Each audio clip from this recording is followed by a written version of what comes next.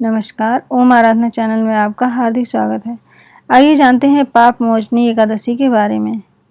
पाप मोचनी एकादशी को सभी पापों से हरने वाली एकादशी भी कहा जाता है। पुराणों के अनुसार पाप मोचनी एकादशी को व्रत रखना बेहद फलदायी माना गया है। कहा जाता है कि विकट से विकट स्थिति में भी पाप मोचनी एकादशी का व्रत करने से श्री हरि की कृपा प्राप्त होती है।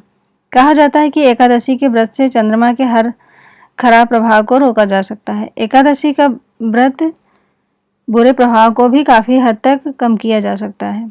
इस व्रत का सीधा प्रभाव मन और शरीर पर पड़ता है। इसका व्रत रखने से मन के सभी बुरे विचार नष्ट हो जाते हैं। इस वर्ष पाप मोचनी एकादशी तिथि 7 अप्रैल को पड़ रही है। आइए सुनते हैं पाप मोचनी एकादशी व्रत कथा। एक बार च्यवन ऋषि के पुत्र मेधावी ऋषि घोर तपस्या में लीन थे। उनकी तपस्या से तमाम देवता भी घबरा गए और तपस्या भंग करने के लिए स्वर्ग की अप्सरा मंजुघोषा को उनके पास भेज दिया।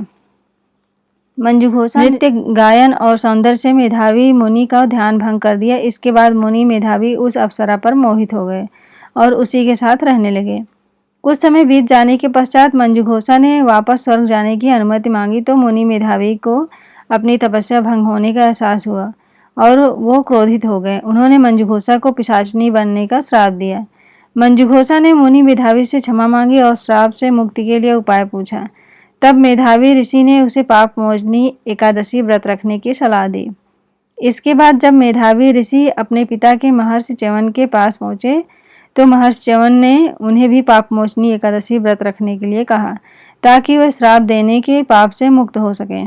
व्रत रखने के बाद अप्सरा भी श्राप मुक्त हो कर अपने रूप में वापस आ गई और वहीं मेधावी ऋषि को भी पाप से मुक्ति मिल गई।